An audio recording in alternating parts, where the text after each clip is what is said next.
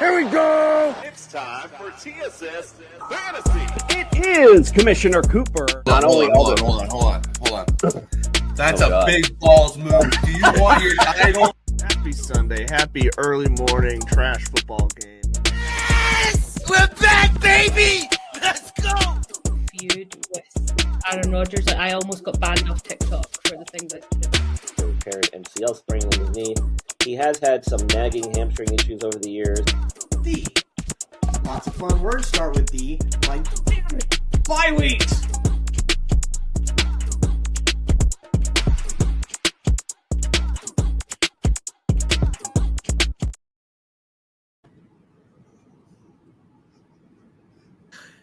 Ayo, welcome into TSS Fantasy, baby. Yeah, that's what's up. It is playoff week, everybody. It's semifinals week, the second most important week of the entire fantasy football year. And we are glad that you are tuning in right now with us because we got it. We're here and we're ready to answer your questions and break down these games like Travis Kelce does in that animated little version. But yeah, welcome into TSS Fantasy. I am, of course, your fantasy Jesus, Justin Herrera. My buddy right here, Mr. Mallard himself, Mr. Sophistication himself, Andrew LeDuc. How are you doing, buddy? Good. You'll see later just how sophisticated I am because I looked extra sophisticated this morning. Damn, bro. Did you get a round of golf in? That's how you get all that spiffy going? No, but the weather, the temperature here was beautiful today. It was randomly like 55 degrees and all the snow that we had on the ground melted. So I could have probably golfed, but no, I did not.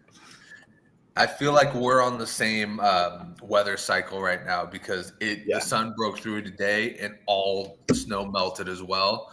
And it's just like for the next 3 days, it's just going to be absolutely beautiful. So I'm like, oh, dude, I got to get golfing. Like this might be my last chance. Yeah, we're not going to get quite there, I think, but that's okay. I'm further north. Yeah. You're in real snow country. I'm just in that little bit here and there country. But we've already had a foot, so. Oh yeah, really? Yeah, that's what just melted. We had a foot week and a half ago, something like that. Nice. Yeah, I think the most we've gotten is 4 inches this year, so it's not too bad, but not too bad. I mean, I'll take it. You know, people already drive stupid on the roads out here in the snow, so I don't need a foot of snow. But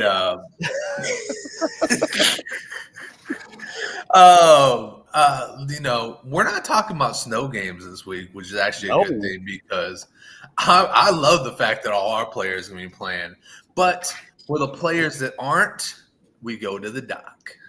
It's time to get your latest NFL injury updates with Brian from the Injured List podcast. The doctor is in.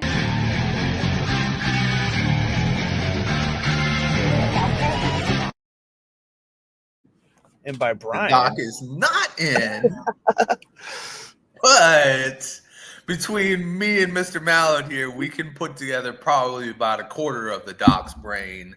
And we can at least read off what we know about the injuries that are going to be going into this week. And I'm going to pass it off to Mr. LeDuc because him and Brian have worked very closely. So I'm going to let him take over on this one. We have. So I'm going to just run through. I mean, it's Friday, so we've gotten some answers today, but we'll obviously have more answers tomorrow and Sunday because, yes, don't forget we do have 2 Saturday games tomorrow. So don't forget to set those lineups and keep an eye on the injury reports for those. You got to probably play ahead with maybe tomorrow's guys being in your actual position spots. If you have multiple flex, leave Sundays for flex just in case. It's just one of those things you got to make sure you're paying attention to when we got kind of a weird schedule like this. But anyways, first on the list, Javonte Williams had a neck injury. He is off of it as of today, as of just a couple hours ago. So he should be good to go. It looks like CeeDee Lamb as well had a little illness. Stomach bug's been going around the whole country. So he's off the injury report as well. He'll be fine. So great news there for Dallas. They should be firing on all cylinders. Marvin Harrison is still listed as questionable. for Sunday. He's been practicing all week, but limited fashion. So he says he's good enough to go. That's probably going to be enough, but with the Cardinals being where they are, we'll see how far they really push it. But Marvin Harrison says he's good to go with that heel injury, but keep an eye on that. But it's looking like he's probably going to play. Nick Chubb is questionable as well. That's a rib injury, so that's really more of a pain tolerance kind of situation, as long as it's nothing that's threatening, puncturing a lung or any other organs like that. He closed the week with 2 straight full practices. So once again, it looks like he's probably going to go. And Woody Marks is also questionable. He's a little bit more of a true questionable, it seems. But he got in 1 practice this week. So he's going to be close to a game time decision. So this is going to be a situation where I'm assuming just one of them is probably going to play. Right now, it seems to be leaning towards Chubb, which is unfortunate for Houston because Woody Marks seems to be the more electric option there. So just keep an eye on that situation. It's honestly probably a situation where I'm going to stay away from anyways. So because a rib injury, even if Nick Chubb is the main guy, that's tough to play through. Devontae Adams already said to not be expected to play this week. Coming out of he didn't play last night. I'm sorry, he didn't play last night, but he's also already been said to not be expected to play next week. Week 17, so that's big news there. The touchdown king himself this year. That's we kind of saw how that worked out last night for the Rams. We'll get into that in just a little bit. RJ Harvey, good to go. He's off the injury report. And Geno Smith will be making the start for the Raiders, so he's back in there. Ollie Gordon, good to go. Devon Achane is also off the injury report, so he's good to go in a fantastic matchup for the Dolphins. Let's see what else we got here. That's sorry about that. We got so much. Sorry, we got so much news here just today in the last couple hours. Something to watch. Anthony Richardson, limited practice today. 2 straight limited practices. Phillip Rivers was already named the starter for this week, but it seems like the Colts might be looking to get Richardson some reps by the end of the season here. So in the last 2 games, possibly. So if you're relying on another magical Phillip Rivers performance in your fantasy playoffs, I'm not sure how you're there anyways, but Anthony Richardson, Phillip Rivers, we'll see what happens there for the Colts as their playoff dreams kind of dwindle to nothing. Alec Pierce was a full practice today as well with his Achilles injury, so that's good news since he's been a big downfield weapon for them. And then Josh Downs, he wasn't hurt. He was out for personal reasons. He was back to practice, so he should be fine to play this weekend as well. The Jets quarterbacks, no one gives a shit. We'll move on past them. Yeah. And then I'm sorry, Rashee Rice has already been ruled out for Week 16 as well with a concussion. So once again, the Chiefs. We'll get into it in more detail, but I mean, I'll spoil it now that I'm picking the Titans because I just don't see what the Chiefs are going to care about this week. Yeah, I wanted to throw a couple more out there just because they're tomorrow games. Right. The Bears be expected to not have Luther Burden or Rome Odunze once again this week. And then, a couple of side notes. Lane Johnson is not going to be playing tomorrow. I know it's the Commanders, but division rivals tend to bring out the best in you. Saquon Barkley might not be as good as we think he's going to be for tomorrow. He might still be amazing, but Lane Johnson has been a huge part on the right side of a very shaky offense. And then I think you pretty much covered the rest of it. Mason Taylor was a guy that I was kind of watching. And Alvin Kamara also being out of that Saints-Jets game. I mean, for what it's worth, that game was going to be very sloppy, but having those kind of options would have been nice. So you're kind of stuck with Audric Estime, and don't quote me, I have no idea who the hell the Jets' second tight end would be. But other than that, I think we covered it pretty well. It seems like it's standard in the NFL. You're going to have so many injuries at this point. This is when, you really do earn your skill in fantasy football because it's picking up the right guys at the right time, and this is the right time. But anyways, As for our injury report, we are going to see you out with NeuroGuard Plus. Dr. Michael Hutchison has harnessed the latest in neuromuscular dentistry and impact technology to develop a mouthguard that does more than protect. It enhances. NeuroGuard Plus isn't just a mouthguard.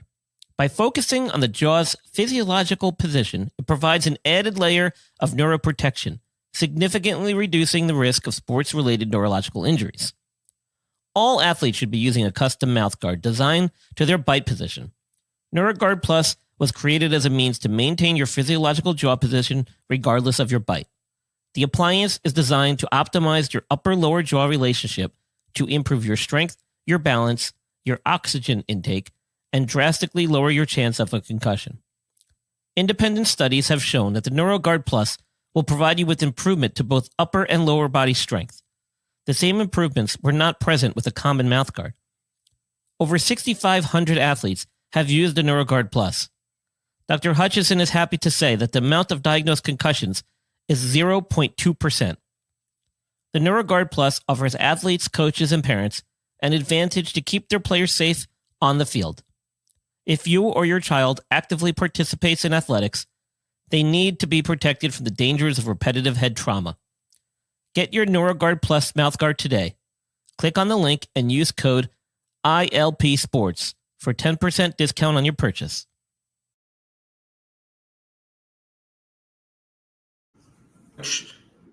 Quick shout out to Daniel Barry. You're always up here, man, brother. We appreciate you for always stopping by. But, like LeDuc said, we had a banger last night. We got a lot to talk about. Breaking news. The boys from TSS Fantasy still don't know what the hell they are talking about.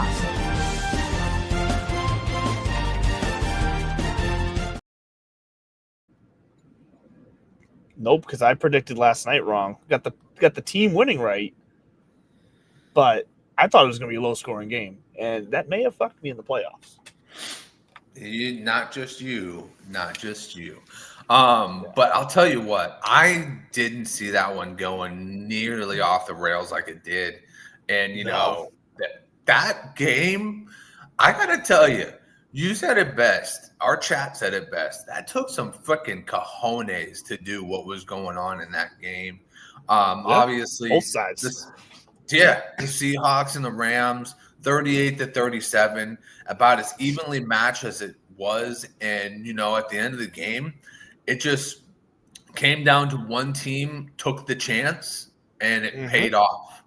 And, Seahawks, obviously, it was it started to look a lot like the first game for Sam Darnold. He had a lot of turnovers. I believe it was 3. I think he had 2 interceptions and a fumble. And then, for the Rams, just playing it picture perfect, man. Stafford was just on a heater. Absolutely had 450 yards, 4 touchdowns. He was just going. He was cranking it out there. LeDuc, just give me a little synopsis. I'm sorry, 3 touchdowns for 457. Give me a little synopsis of how you felt about this game and how you felt about if you have any of these players going into the next week. Well, the main thing I felt about watching last night is how I immediately regretted sitting Matthew Stafford at the last minute. When I say last minute, like in the last hour, I was like, you know what? If I truly believe this is going to be a low-scoring game, like I have Baker Mayfield as an option that in a game that I think will be a little bit more high-scoring, and then that just bit me in the butt, the fact that I even changed it last minute. So Stafford got 30 points on my bench. That hurts, especially when I'm already going up against the guy first place in the league, first place in points scored all year, and it's just been an absolute just a running through everybody. So I really could have used those 30 points, and now I don't get them. So that's going to hurt. It is the semifinals, so we'll see if I can somehow pull it off. But the game last night, I do think I'm not the only one who sat Stafford for that reason. Judging from Facebook groups, other people were posting the same thing. So, it made me feel a little bit better. But I do know people got screwed by starting Kobe Parkinson because out of all the tight ends that Matthew Stafford was throwing to, he couldn't get on the same page with Parkinson. He wasn't really for the whole first half. He really wasn't even looking his way. He looked his way more in the second half. I'll tell you what, I needed to hit a parlay. I needed 4 more yards from Parkinson. And in overtime, he threw to him near the sideline, and it was a little low, and Parkinson couldn't pick it. And that was that. And my parlay dreams went out. But I know people are going to lose their matchups this week because they played Parkinson. And that's just been the kind of the story this year, chasing tight ends after coming off of a hot week. And tight ends haven't made any sense this year. Guys have been going off when they're not supposed to go off.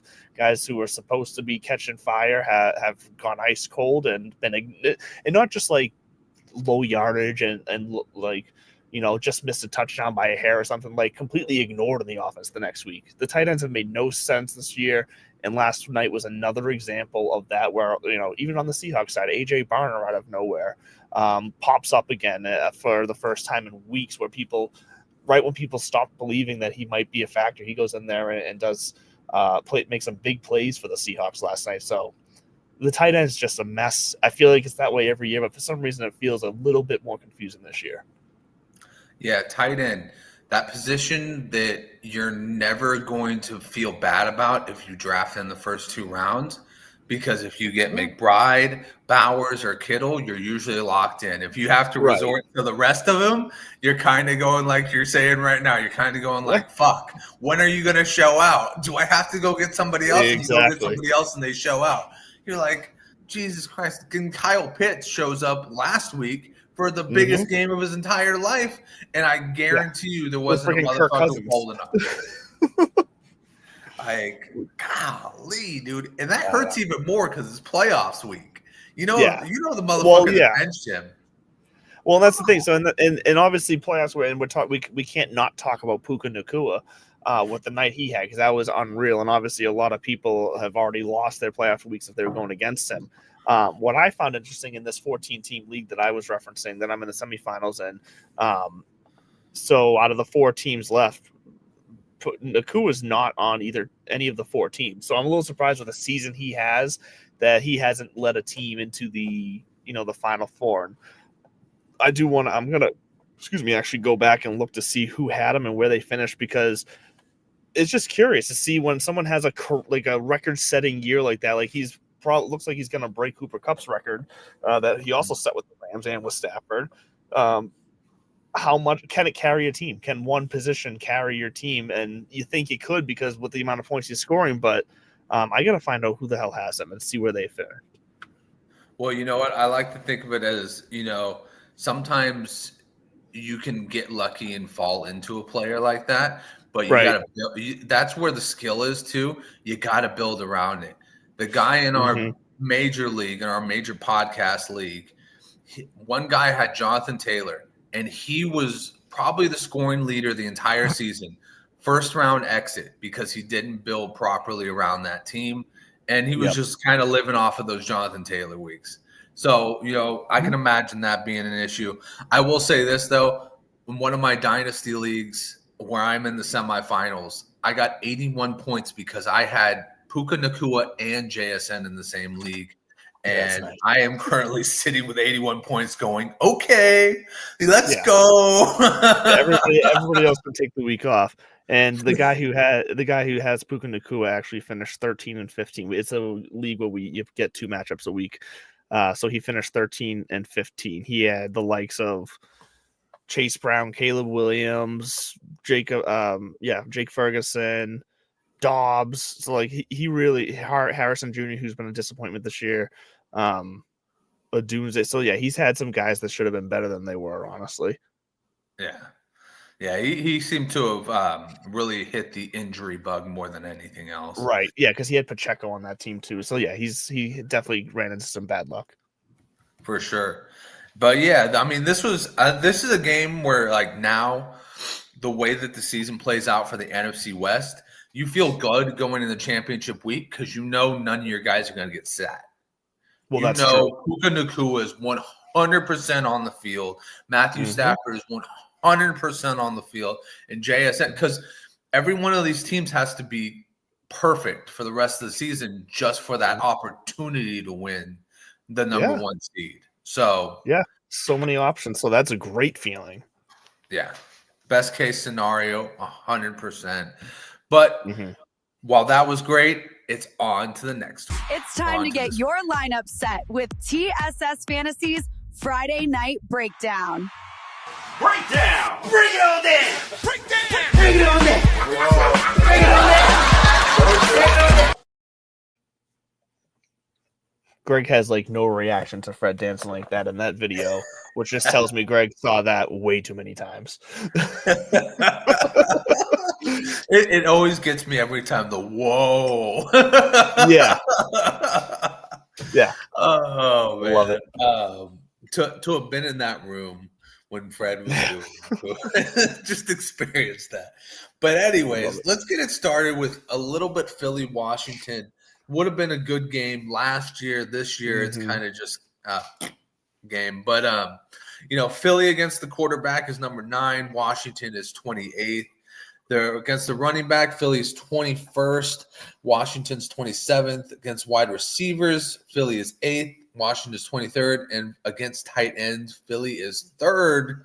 Washington is 29th. A big thing for this game, Jalen Carter had double surgery on his shoulders, so he is probably not going to be back until the playoffs. Opening up the door, possibly Philly being worse against the running backs than they already are. Who do you got in this game for the home team, the Washington Commanders? Yeah, this is really a lopsided matchup, unfortunately. But when you are looking at, I guess, if you want to say the weaker points, you already said it's the running game for the Commanders, and that's what it's another division game. Like I know this seems super lopsided, but these are those games that they can always be a little bit closer. So I do like both Chris Rodriguez and Krosky Merritt. Merritt all of a sudden out of nowhere last week looked good again. So who knows what that split's going to be. I think you can that both of those guys would probably be a flex guy in this situation. Unfortunately, with Marcus Mariota throwing the ball and against this Eagles defense, and obviously Jalen Carter does pose a big change to, I guess, the potential pass rush that the Commanders have to deal with here. But I can't trust Terry or Debo at this point, any of the wide receivers. I just don't feel confident. I mean, I guess if you really want to take a chance, Debo's got a better chance of finding the end zone, in my opinion. That's where you'd go. But I think anything Commanders are successful at doing is just going to be on the ground. Just a quick question for you. How deep do you have to be for Terry McLaurin to be an option? Do you have to be 3 wide deep? Do you have to be 2 flex deep? Yeah, it would be something like that because let me see exactly what he's done. Like I know he had a good week last week, but the week before that on the road against Minnesota wasn't great. Minnesota, a good defense, a defense that gets the quarterback. So it just doesn't seem like when Mariota or whoever the quarterback for Washington is, when they're getting pressured, they don't seem to be looking to Terry. Terry seems to need more like he's more successful in developed plays.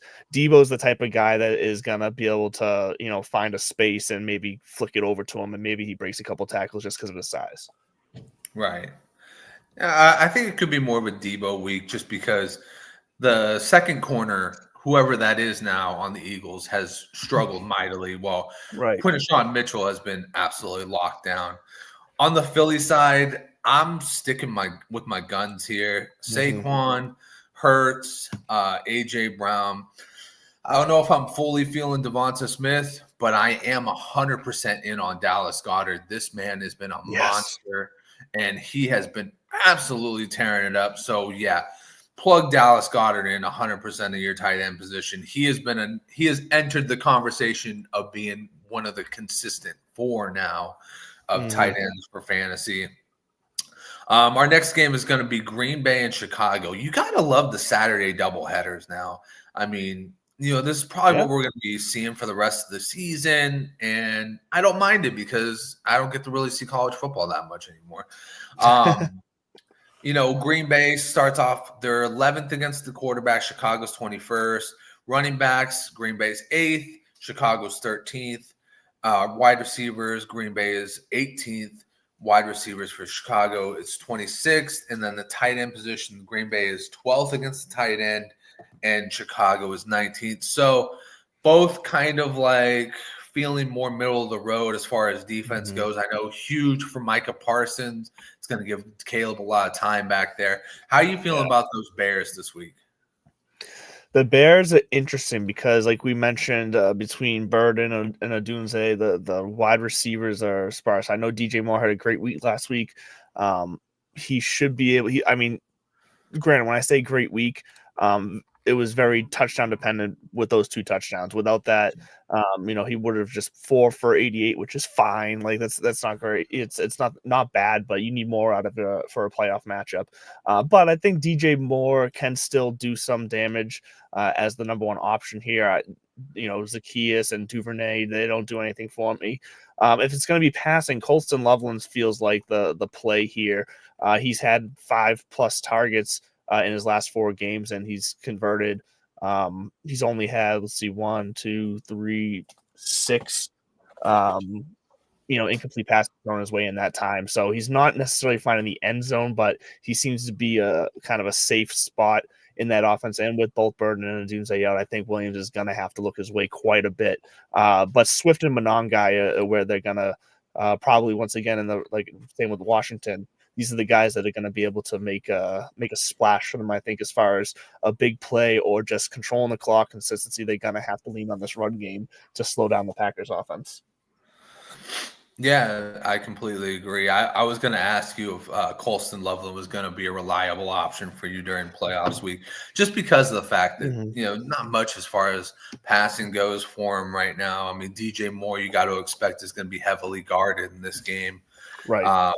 But could be one of those big ball moments, as I say in the end. As far as Green Bay goes, Green Bay had a really good game against Chicago the first time. I can't see them not having a good game on offense this week. I think their defense actually might surprise some people with the injuries to Chicago. But, I'm starting Jordan Love, no problem. I'm starting freaking Josh Jacobs as long as he's on the field. I mean, this guy has literally been injured all season long, and he is still putting up 2 touchdown performances and is low-key should be one of the guys in the running for Offensive Player of the Year, because he has been absolutely awesome in this Packers offense. As far as wide receivers go, Christian Watson has been said looks like he's going to be a good to go after that horrific injury. I thought he had broken his collarbone the way that it did not look good at all at the time. Sheesh. But yeah, if he's good to go, I wouldn't have a problem putting him in there. And then, you're not going to put Luke Musgraves in. So I feel like you probably just lock in with those 3 and you're good to go as far as Green Bay is. And wow, what a series. It's 109, 96, and 6. Yeah, those are 2 long time teams in this league. Yeah, 6 ties is crazy too. Yes, 6 ties is pretty fucking wild, isn't that? So first off, did you see that stat that they put up about the fourth quarter 14, but down by 14 for the Seahawks? I don't think I saw that. No, they had a record of 0-172. Holy shit. Yeah. And then they won last night. Yep. So that's gonna feel good. Oh yeah. The good old commentator's curse getting lifted. But anyways, we're gonna go to the Chargers and Cowboys next. And this is really a tale of 2 different teams. The Chargers against quarterbacks number 2, Dallas against quarterbacks number 32. Chargers against running backs number 12. Dallas against running backs, number 26. And then the Chargers against tight end, or the wide receiver and the tight end position, number 2 and number 7. On the other side, on the flip side, for the wide receivers, Dallas is number 32, and tight ends, they're number 16, their best number. Dallas, it's going to be all offense. But who do you pick on this offense? Who do you trust on this offense in playoff week? Well, the obvious matchup is Javonte Williams with, that's the only somewhat weak spot for the Chargers defense in this matchup. But he's gotten you there as a surprise. You got to continue to play him. He gets enough involved, and there's really nobody behind him right now that's taking any type of snaps from him. Malik Davis is not a threat. And then outside of that, you gotta Lamb and Pickens is gonna be fine. Prescott's gonna be fine. Like, this is gonna be a game where they're gonna have to throw the ball. Jake Ferguson is kind of faded a little bit in this offense recently. He hasn't been able to eclipse double-digit points since week 7. So you might have to play him, but it's really your main guys. Javonte, it's Lamb, and it's Pickens, and those guys are plenty enough to carry this offense to keeping this game close, I think. Are you trusting Prescott? Yeah, I'm fine starting Prescott. Like, I'm not necessarily I don't think he's going to be like a top 5 quarterback, but I think he's going to be right in there in like a top 12, top 13. So I think in the playoff week, you're most likely going to have to start him unless you got lucky and were able to get some other guys and feel like you're in a situation like I felt like last night where I sat Stafford stupidly, but felt like the right decision at the time because I had Baker Mayfield in a better matchup. You might be in a situation like that, but I think you're going to have to start Prescott. And between Pickens and Lamb, both of those are 2 guys that can get yards after the catch, to where even if he's under pressure and he's got to get rid of the ball quick and short, like they're gonna get him some points for him. Agreed.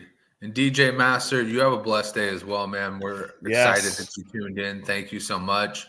And yes, football indeed. But yeah, I mean, I completely agree. I think it's got to be one of those games where Dallas kind of turns the offense on because their defense can't stop anything. The Chargers side, it's pretty simple. Just, I think this is Omarion Hampton's real breakout game.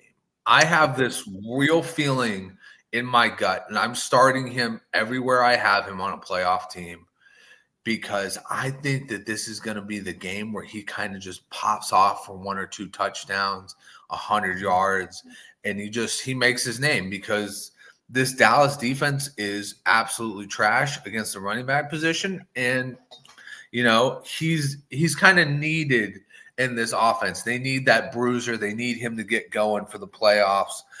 Justin Herbert, obviously a great start. And then I would say Ladd McConkey is the one I want to trust as far as the wide receivers. Arundé Gadsden has kind of come back down to earth.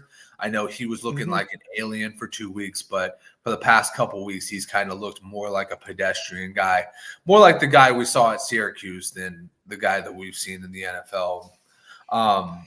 But I hope not. I have to start him in my playoff matchup, so. Well, I've been wrong about a lot this week, Andrew. So this whole season, I've been wrong about a lot. I need him. Let's go on our next matchup. It's the Vikings and the Giants. So the Vikings are number 3 against quarterbacks. That is surprising. The Giants on the flip side, number 31. This feels like a lot like the last game. Number 14 against running backs for the Vikings. Number 31 against running backs for the Giants. Number 1 against wide receivers for the Vikings. See, this defense just amazes me. Right. Number 29 for the Giants. And then finally, number 14 against the tight end for the Vikings, and number 8 for the Giants. The Giants, that's a tricky one because they have very favorable matchups, but they also have a quarterback that loves brain damage. Right. Who do you trust on a losing team this week? In a losing matchup, they're playing there's 2 teams that have nothing to play for anymore. They're really just playing their guys just to get them more time. Who do you trust on that Giants team, if you trust anybody this week? Trust is the wrong word. I think there's a chance that 2 guys try to salvage how this season looks for them. In Tyron Tracy, who we saw miss a little bit of time. And, for the majority, pretty much the whole first half of the season that he has played has been disappointing. I feel like he finally got things going last week. I'm thinking he's going to be just one of those guys where he's like, okay, the season is what it was. Let's try to make this feel as good as it can and build off of something. So Tyron Tracy is a guy that could get away with being a flex. And then, like we said, with the tight end landscape, Theo Johnson, just from a matchup standpoint, has the chance to do something similar. But I'm expecting that to be more of a floor game for Theo Johnson. You're probably going to get around 9-10 points if it's a quote unquote good week for him. But outside of that, you can't trust anybody else. But Tyrone Tracy's got the best chance of contributing to your fantasy lineup in the playoffs this week. I like it. On the Minnesota side, I can probably only trust, and this is really stretching it, Aaron Jones. I for what it's worth, that pass rush is pretty nasty. They've got some pretty good guys on the Giants side. I can see them getting to JJ McCarthy and making him look real bad. And that being said, you're not trusting a guy who nicknamed himself 9 going into your fantasy. Right. And if you are, you probably had Patrick Mahomes going into last week and barely eked it out. So you've probably been doomed from the beginning. But I'll say this, Justin Jefferson, I hope you either work out really hard with number 9 in the offseason or the trade, because things need to get better for the best wide receiver in the league, because he is just not looking like it. Jordan Addison could be a real deep flyer if you have enough space on a team. He's looked all right. But yeah, other than that, I don't, maybe the Minnesota defense. I've been contemplating Minnesota defense or Buffalo defense, because I'm playing the Vikings defense in DFS this weekend on Sunday. We'll see that, but yeah. Well, shit. You've won quite a few DFS championships. Maybe I'll think about that one. Not this year, but yes, thank you. Last year I did. You're right. I should take a peek at what Meg's roster is looking like. Right. Let's move on to Cincinnati and Miami. It's a shame that Commissioner's not here to give us an America's team. Just doesn't quite feel the same without him on that one. But America's team. America's team. Yeah. But Cincinnati, Miami, Cincinnati coming in. This is really just going to be. It's either going to be a really fun game or you're going to go, oh God, this game. Yeah. Cincinnati 30th against quarterbacks. Miami 23rd. Running backs. Cincinnati's 32nd. Miami is 17th. This is the interesting part. Wide receivers, Cincinnati is number 5.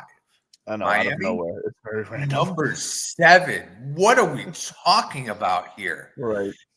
And then tight ends, obviously this is the weak point right here. Number 32 for Cincinnati versus number 30 for Miami. So other than starting the tight end, who else do you like in Miami?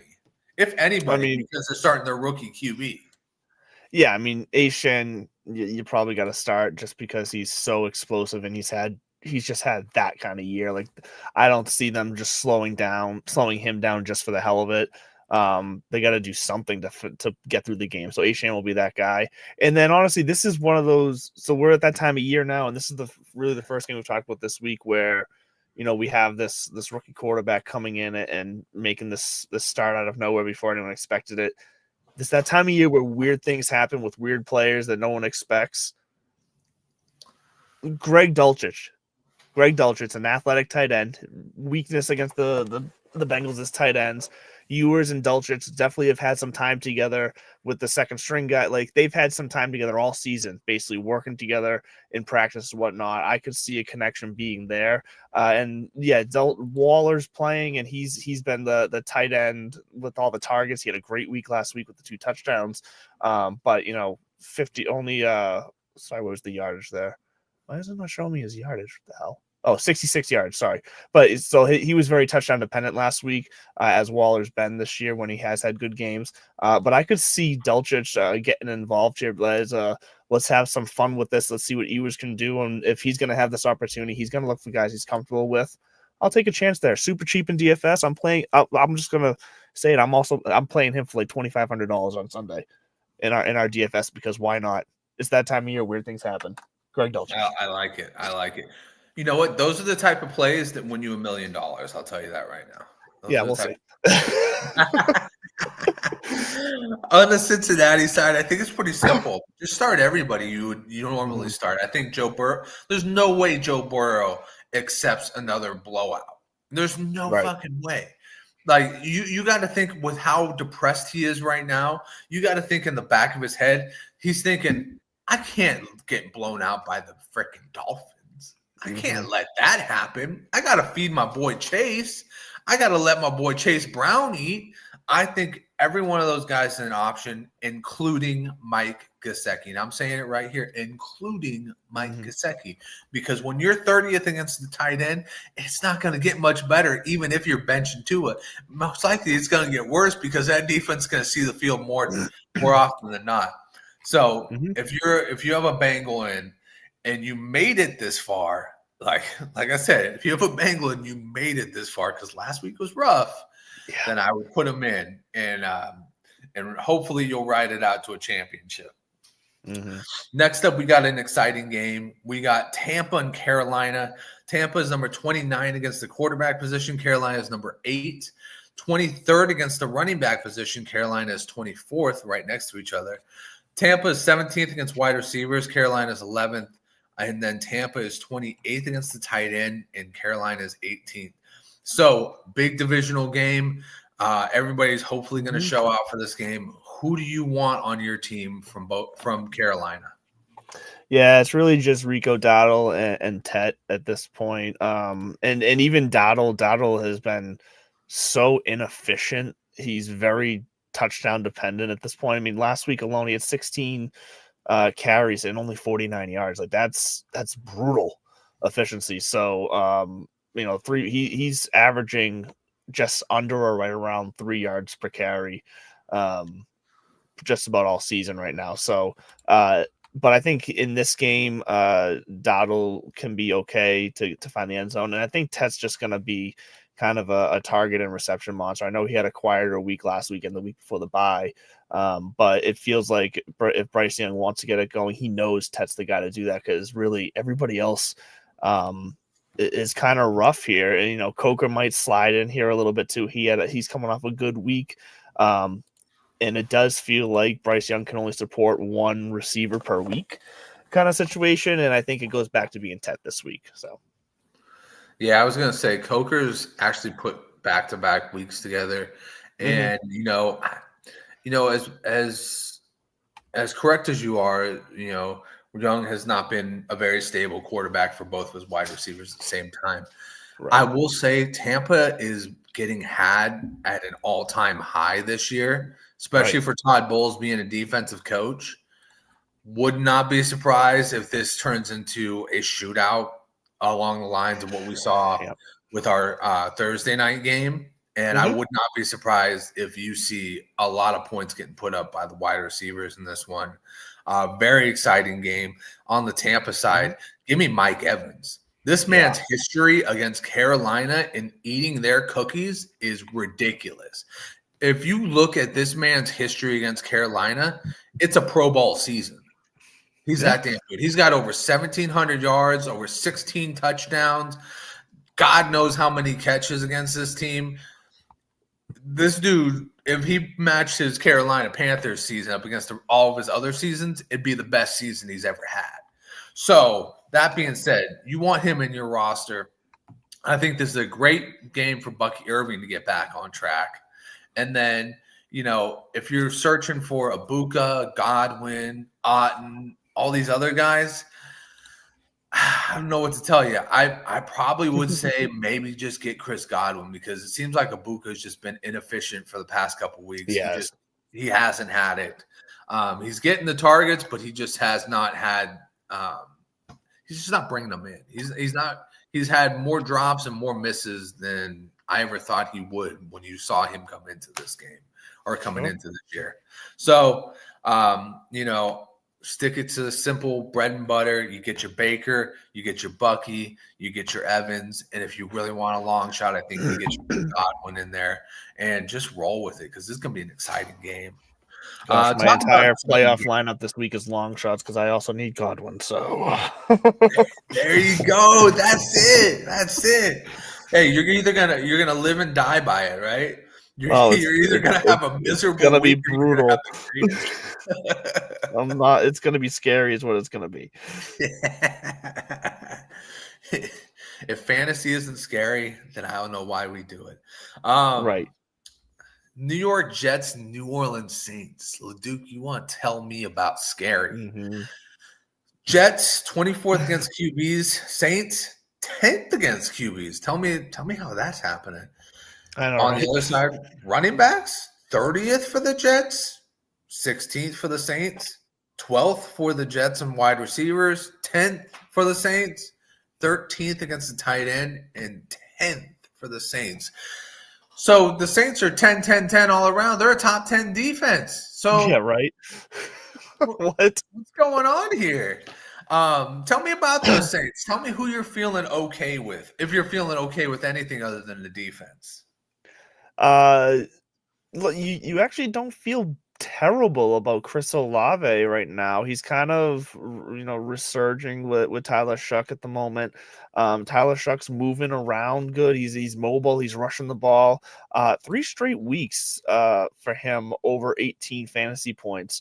And that was against Miami on the road, Tampa on the road, and then Carolina at home against Carolina last week. So Carolina and is not a bad defense this year. That's good. And then this is a good matchup as far as the Jets defense not being great. So kind of all right starting Tyler Shuck if you really have to in a second QB super flex situation.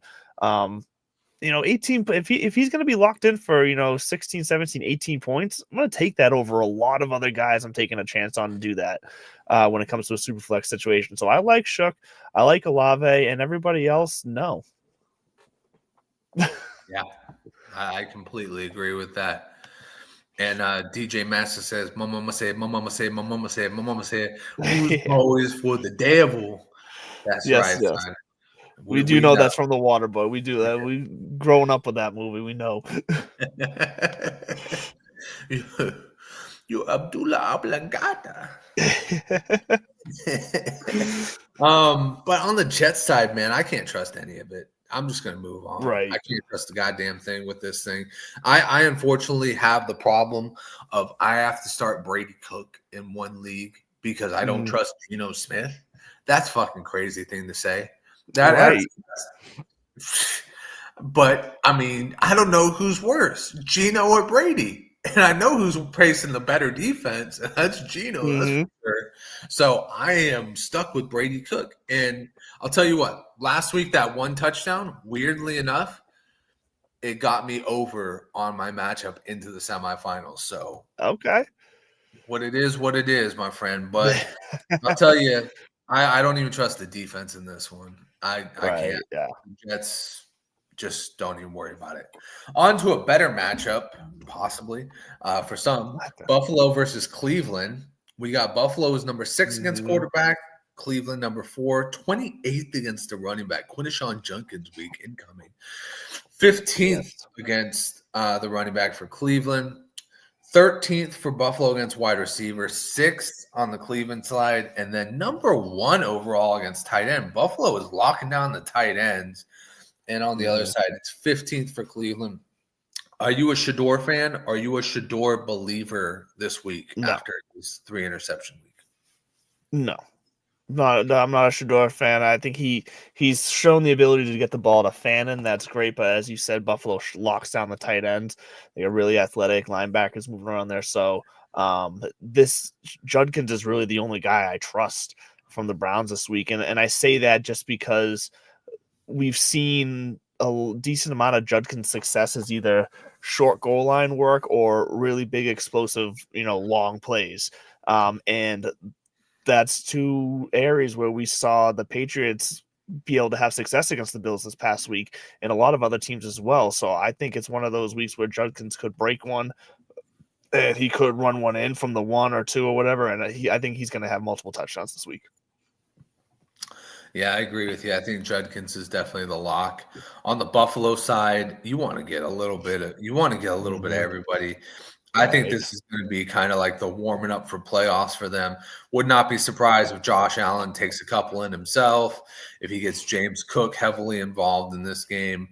And then long shot wide receiver wise, would not be surprised if Khalil Shakir gets a touchdown in this game. And possibly if he's healthy, Dalton Kincaid, they need to get him going for the playoffs. But yeah, this seems like it should be an easy matchup for Buffalo. I do agree, though. I think Quinshon Judkins is due for a good game. He's kind of been in a slump. But yeah, I don't think this one is in doubt. I think Buffalo's going to stomp it. A game that just got a little bit more interesting, though, this past week. KC at Tennessee went from being no duh, it's going to be KC and wait a minute, is Tennessee going to pull this out? KC is number 14 against the quarterback. Tennessee is number 26 against the running back. KC is number 5. Tennessee is number 19. Wide receiver number 14 for KC, and Tennessee is 28th. And then against tight ends, KC is number 5, while Tennessee is number 20. Who do you have on that Tennessee team that you think is worth starting against this Kansas City defense?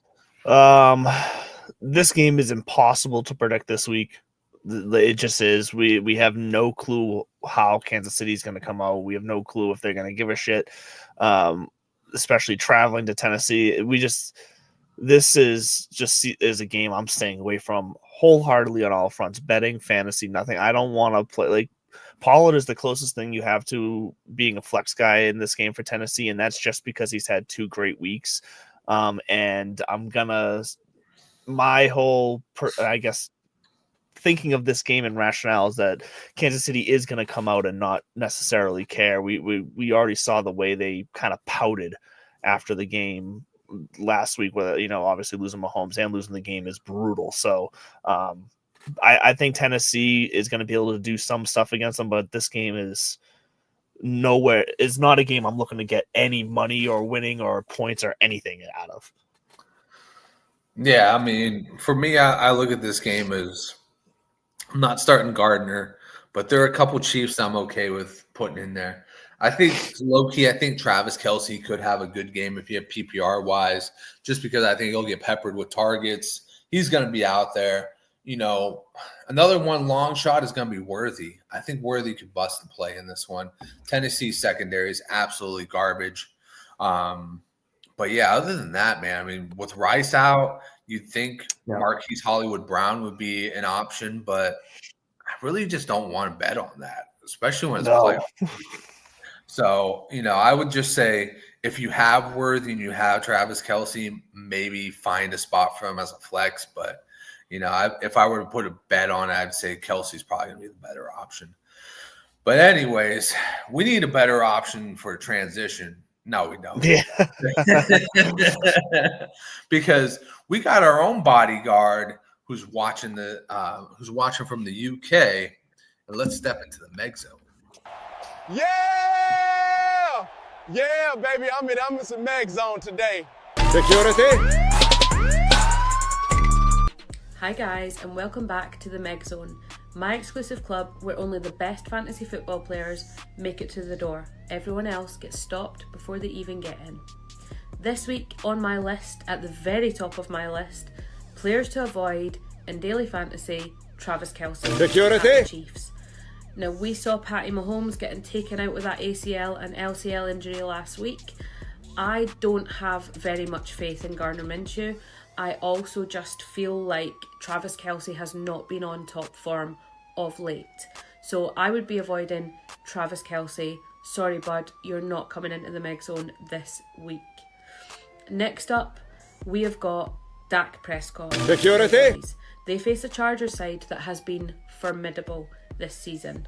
I would not be putting up Dak Prescott against the Chargers. It's not to say that I am saying that they're going to outright lose, but I just think the Chargers defense is going to make it very difficult for Dak Prescott to put points on the board. Finally, we have got Harold Fannin Jr. Security. tight end over at Cleveland. I worry about that side against the Bills. I think that he is going to really struggle. We're not going to see the best of Harold Fannin Jr. this week. And so Harold Fannin Jr., how many times can I say it? He's not getting into the MEG zone this week, unfortunately. For more hints, tips, tricks, and advice on fantasy football and all things NFL, head over to my social media where you can find me on all platforms at Ballers_Meg. And I will see you next week for the penultimate week of regular season. Security. Coming in with them big words, penultimate. Yeah. She shut down my Travis Kelce too. She sure did. She also shut down my Dak Prescott. So she really shuts down a lot of our picks often. Yeah. It's easy to say that we will not end up in the MEG zone. And that MEG zone's kind of where champions have been for DFS. So probably should take her advice over ours. But anyways, let's get back to the games. Let's get Jacksonville and Denver. This should be an entertaining one. Jacksonville's 20th against quarterbacks. Denver is number 7 against running backs. Jacksonville is 4th against running backs. Denver is number 1. Wow. That's an interesting matchup. ETN coming in probably the hottest running back going against that team. Wide receivers, 20th for the Jags, 9th for Denver. Patrick Surtain made a hell of a play last week. And then tight ends is kind of where the weak spot for both teams. 26th for the Jags. Denver is number 21 against tight ends. How are you feeling about Denver in this game? Yeah, Denver, I think the matchup plays out well, especially at home, for just to really just play the guys that have been doing it for you. Bo Nix has been crazy lately. Cortland Sutton is back on track with him. If you're really desperate and need a flyer flex, Troy Franklin is that boom or bust guy that might be worth the shot, especially in this matchup. So he's kind of like like I said, your boom or bust flyer guy if you really need to slide someone in there. But RJ Harvey, I think, is probably right around he's probably just another flex guy this week. I kind of want to put him as a RB2, just because I think he's going to be involved enough in some time killing and early on, but he's probably still just about a flex this week because Jacksonville's defense is really not terrible. But we'll see how they travel. But yeah, it's Bo Nix, it's RJ Harvey, it's Cortland Sutton, and if you want to fly with Troy Franklin, he could be worth it. Very nice. And we got a question from K-Space91. You got a full PPR. You need a wide receiver and a flex. He's got Aaron Jones, Godwin, Dobbs, Reed, Boutte, and Shakir. Who you got? I think I just go the first two there, Aaron Jones and Godwin for, Godwin receiver, Aaron Jones flex, just for their potential upside. Because all these guys are basically low floor and you really need a boom ceiling. So if that's going to be the case for all of them, Godwin and Jones have the slightly better floor. That is very true. The well-established vets as they are. And then DJ Master once again saying hi, my friend. Always a pleasure. Let's get it back to it. With our next game, it's Atlanta at Arizona. Atlanta is 18th against the quarterback. Arizona is 15th against the quarterback. 20th against the running back for Atlanta. Arizona 29th. Atlanta is 24th against wide receivers and Arizona 16th against wide receivers. Atlanta second against tight ends, locking down those tight ends, and Arizona's 25th. The Cardinals, buddy, tell me about the Cardinals. Yeah, this game is a sneaky point bonanza here, where both defenses are really just horrendous, and both offenses have enough weapons that might pop off. So I know the one strong point of the Falcons defense is tight ends, but Trey McBride is matchup proof, so you got to start him. Michael Carter could be okay, but any Arizona Cardinal running back this year has just kind of been a disaster. So it's Brissett and Michael Wilson and Trey McBride. And Harrison, I think, is going to be good enough this week, honestly. I know he's been very spotty, but I think he's good enough coming off of the injury to where he's the flex guy. Michael Wilson is the wide receiver 2 in the scenario this week, because I just think Wilson's been too on fire, too hot, too much of a connection with Brissett to ignore. Yeah, I mean, I'm hoping so, because Brissett and Michael Wilson have just been absolutely making it look easy out there. On the Atlanta side, I got Bijan. Kirk Cousins could be sneaky in a super flex situation. And then the real pick here is Drake London coming back. He had a 4-game, injury stint.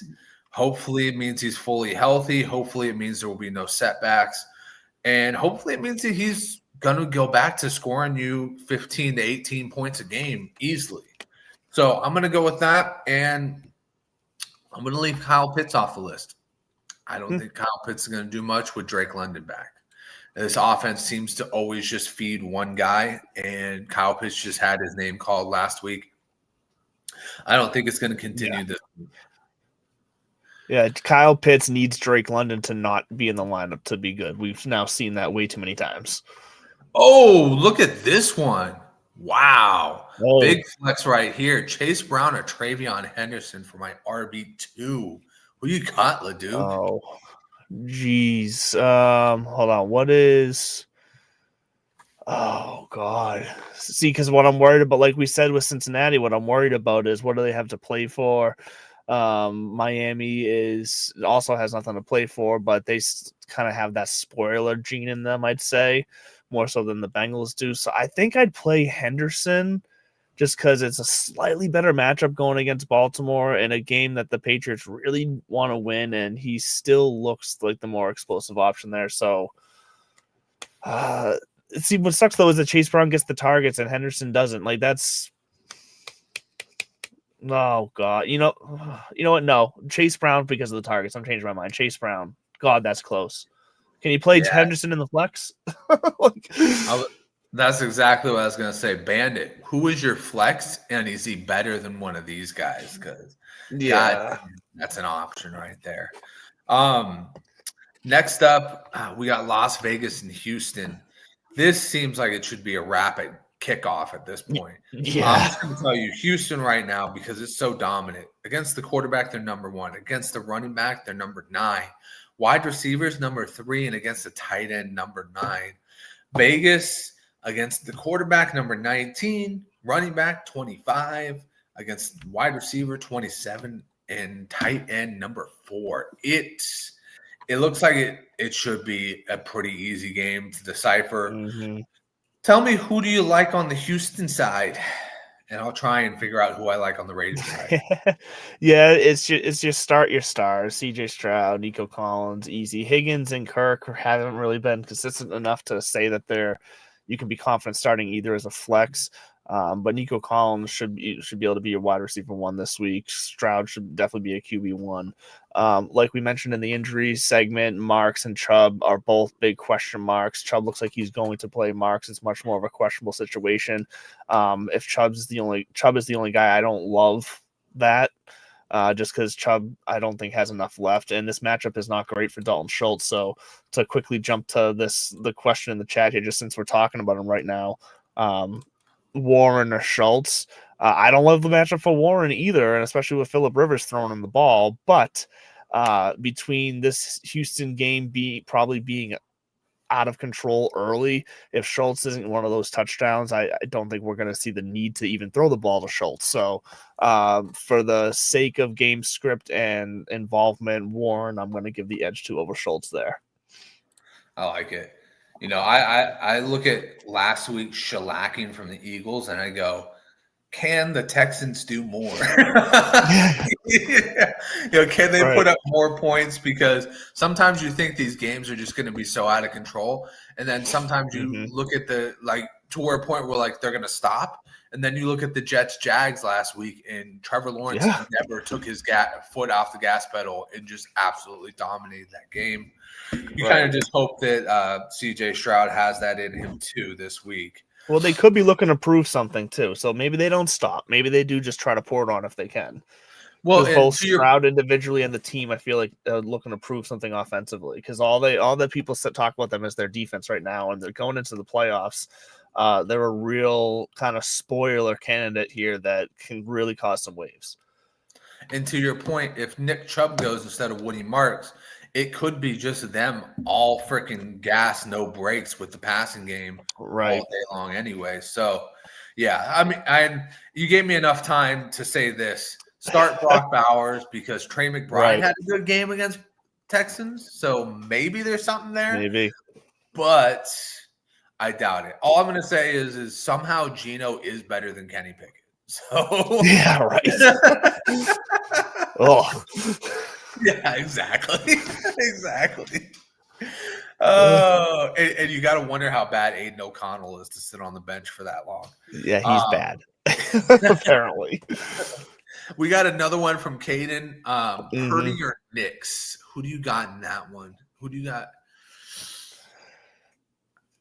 I mean, I think I'm still gonna say Knicks just because I think that's just too good of a layup for him at home there. But you're the Purdy expert. Do you have anything to say in favor of Purdy here? I feel like the way the Colts defense is played, I feel like there's gonna be a lot more field goals than touchdowns being scored for 49ers. So I would go Knicks in this one. I think Knicks is gonna have to keep them going because I think it's probably gonna be almost like a shootout style with the Jaguars in this game. Right. The Jaguars. Yeah, there you go. Jaguars. Saints or Bills defense. This one is something that I'm fighting with too, right? I'm like thinking to myself, do I want to go get the Saints defense? But then the Saints defense isn't good for next week. Do I keep the Bills defense? Who am I going with here? See, I would just keep the Bills. Yeah, I would just keep the Bills defense because like you said, you really got to hope and think for the week ahead. And I don't think the Saints defense is going to be good enough this week against the Jets to possibly drop someone that you might use next week or something. Whatever you want to look at it, you're not going to use the Saints next week. So I'm not going to force them into my lineup this week when I think the Bills and Saints can easily score just as many points. I mean, Shedeur Sanders is going against the Bills. I mean, I know it's on the road, whatever, but it's Shedeur Sanders. He's going to turn the ball over probably at least twice. That's fair enough. Fair enough. Let's get back to the breakdown. It's Pittsburgh at Detroit. Pittsburgh this year has been 25th against the quarterback, 11th against the running back, 22nd against wide receivers, and 31st against tight ends. For Detroit, it is QBs. They are 27th, and then they are second against running backs, crazy enough. 31st against wide receivers, and then 17th against tight ends. Who do you have going for the Detroit Lions, and how easy is it for you to say Jahmyr Gibbs? So it is easy to say Jahmyr Gibbs because he's just involved in every part of the offense. But I think it's also easy to say David Montgomery this week. I think they're both startable because I do think Montgomery gets in the end zone this week.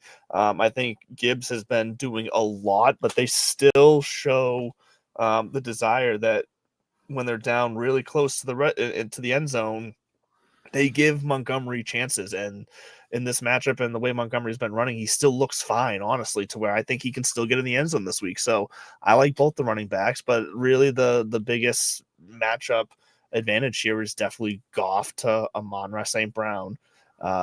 St. Brown the last 2 weeks has just looked deadly. Just the ball going his way no matter what. He's catching everything. He's moving, great yak.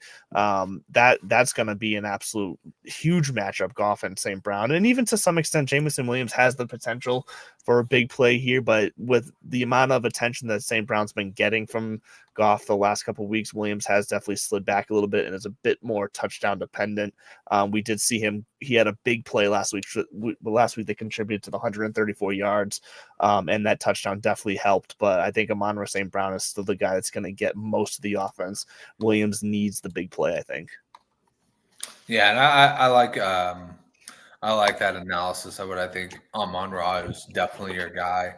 18 targets last week, Amon-Ra. 18. Yeah. And you know what's crazy is J-Mo still what he had. I think he yielded like 9 targets or something like that. So. Yeah, he still last week he still had 10 targets, caught 7 of them for 134 yards. Like, so that's the thing. Like, J-Mo still is also like they're just throwing the ball, and that's with that coincides with Gibbs having for him a down week.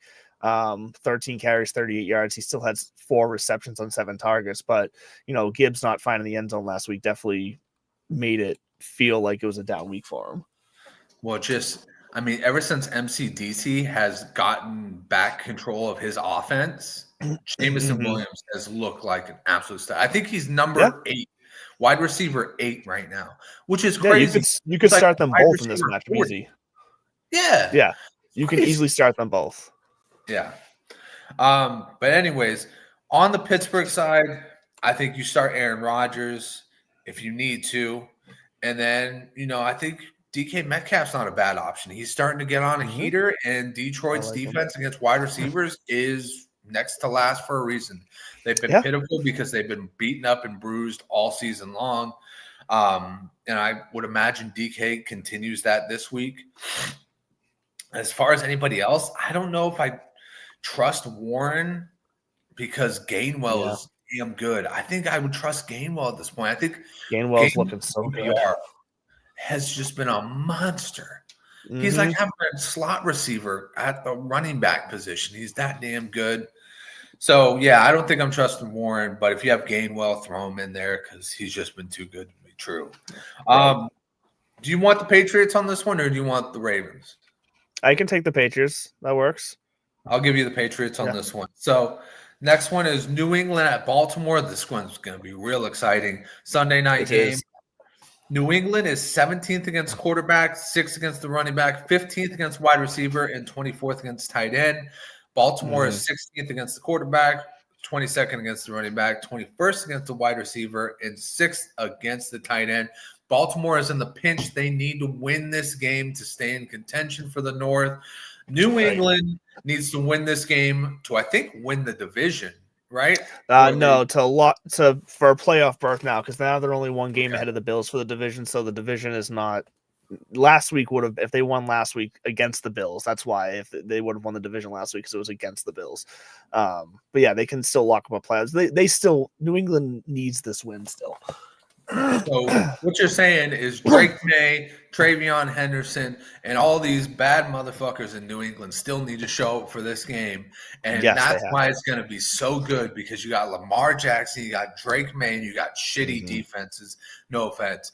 I know Christian Gonzalez is really good, but no, it's true. It's true though, and especially I know everyone sees that number 6 defense against running backs.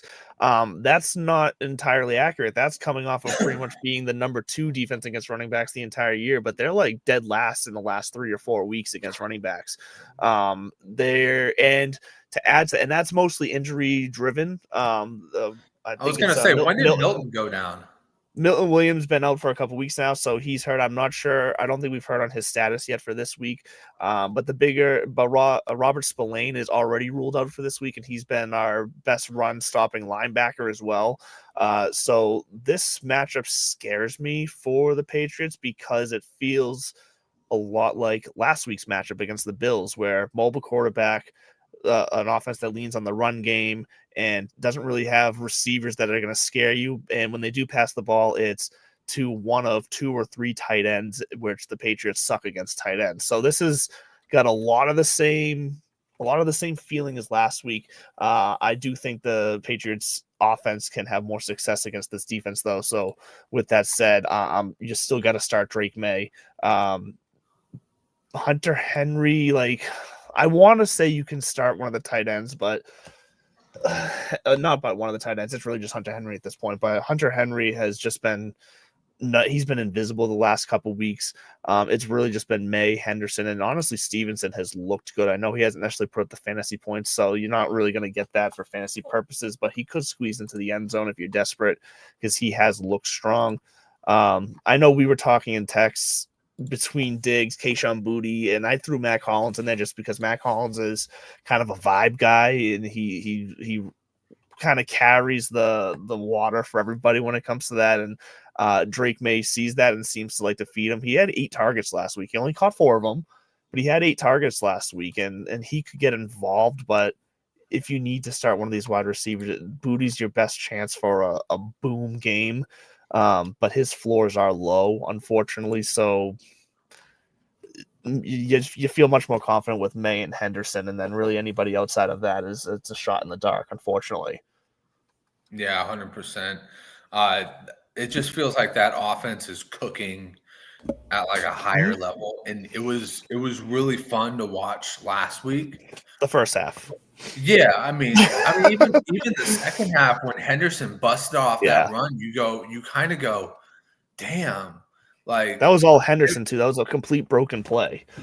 Yeah, and what I was thinking, being somebody who owned Henderson or had managed Henderson all year long, I was thinking, why is Vrabel not using him? And now I'm like going like, maybe Vrabel was letting him cook and let him get better at practice, and now this is the finished product. And the finished product is he's just like absolutely busting it out and burning it. Yep. But whatever it is, it's working, and keep doing it. Baltimore side, I like Lamar because, like you said, I think this could be a very much remnant of last week's game. Derrick Henry should continue to be Derrick Henry in this game. The tight ends, I don't know if I trust either one of them because I don't know which one to trust. Like 2 weeks ago, I would have said, or last week, I would have said Likely, and then Likely shit the bed. You know what I mean? Because it should have been a great game for him coming off of the first game against the Bengals. It wasn't an amazing game. Andrews has been iffy. Wide receivers, Zay Flowers. I think that Christian Gonzalez is going to lock Zay Flowers down. Zay Flowers doesn't have the talent to beat Christian Gonzalez. Right. Exactly. Best case scenario, I think you have a Lamar game where he goes to Rashad Bateman twice and you don't start Rashad Bateman. So no one's probably starting Rashad Bateman this week. Who's still in it? And if you do, send your picture of your lineup in, and we'll give you the Big Balls Award. There you go. Yeah, I like that. But anyways, let's finish this bad boy up. San Francisco, Indianapolis.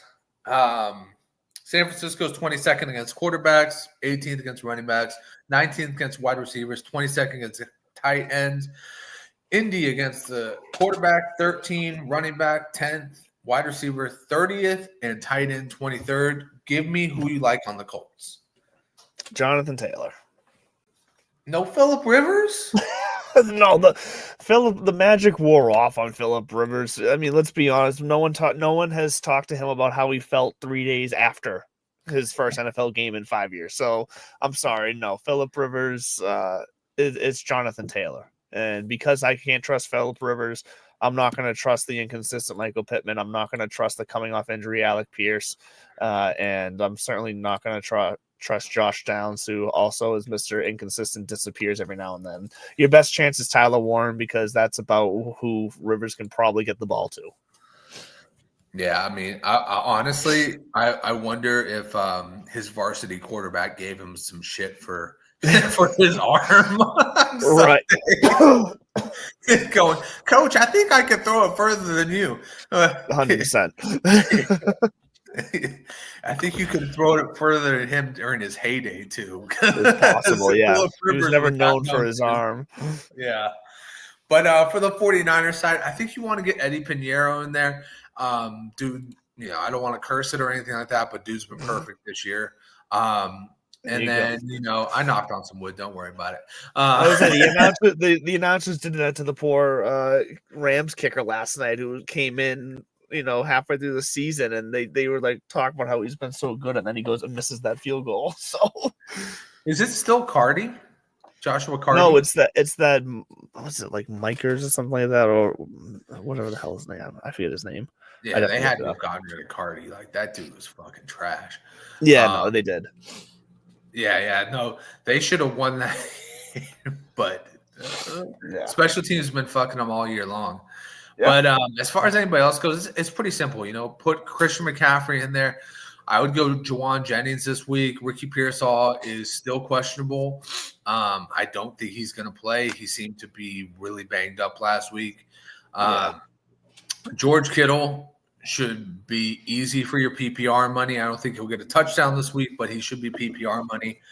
And if you can, find somebody better than Brock Purdy out there, because I don't think he's going to deliver a QB 1 week. Like Bo Nix, Caden. Like Bo Nix. Like Bo Nix. Well, as we usually do, it is time for us to put our pinkies out and get a little sophisticated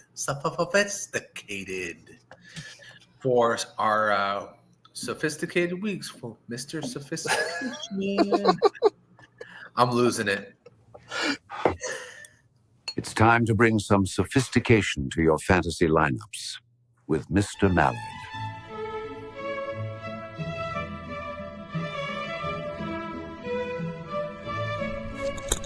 Hello, welcome to Sophistication Station. I have one question for you this morning. It's classier than wearing a Snuggie and drinking a Budweiser at 9 o'clock in the morning on December 19th. The answer is nothing. Well, I really can't say nothing. I would say nothing, but Quinshon Judkins does play the Buffalo Bills this week, and we just saw Trevion Henderson break off 2 big runs against that defense. Now, they are a bend and then sometimes break defense when it comes to rushing, so I see Judkins being able to break off similar play at least once to that Henderson had. He's going to get in the end zone. He's going to have himself a good matchup against the Buffalo Bills, who's coming off what could be said their Super Bowl game, and maybe this game is a little bit of a trap game where the Browns are going to be able to keep it a little closer than people expected. It's hot in a Snuggie. Second, we have Amon-Ra St. Brown. He looks back to normal. He looks electric. He looks to be the main target for just about everything for Jared Goff, so I like Amon-Ra St. Brown to have a good game in what should be a high-scoring game, at least for the Lions side, against the Steelers. And then on the other side of the ball, because the Lions are going to put up points, the Steelers are going to have to try to keep up. DK Metcalf, here we go. He's got to continue to get a bunch of targets, hopefully a bunch of catches, should find the end zone. These guys should all be classy for you to help you get to that championship game, or, depending on your league settings, maybe we need the championship. So, that's Amon-Ra St. Brown, that's Quinshon Judkins, and that is DK Metcalf for your classy starts this week. I'm Andrew LeDuc, host of the Divots and Pivots Show. Stay classy, my friends. Stay thirsty, my friends. Now go win your fantasy matchup with class. I didn't drink the full Budweiser at 9 a.m. this morning, by the way. I want to make that clear. I was working. Is it cold enough? Is it cold enough to where you can put the Budweisers outside and then go out there and be like, just pop one open? Well, it wasn't today because, like I said, today was actually quite warm. It was in the 50s here today, but it has been so far this December. Very nice. Well, you know what? I think I'm gonna have to throw an ice chest out there at some point and just try that out. When the snow, especially when the snow starts to come down, just throw a couple of those bad boys in there. Beer slushies. Oh yeah. But anyways, you know, from our Snuggie friend over here, Mr. LeDuc, you look like you were struggling over there for a second. I know. I got hot on that Snuggie so fast, and I was losing my breath because of that. So I was just trying to get the words out. But from our Snuggie enthusiast, Andrew LeDuc, I am your fantasy Jesus, and we are TSS Fantasy. And come join us on Sunday. Remember, hit that like button, the subscribe button, give us a comment, do it all, and bring your questions because we are here to answer them on Sunday. We're going to have the whole crew in. It's going to be a fun Sunday. We're going to get you pumped up for your semifinals matchups because you're going to the finals next week. That's right, and we're out.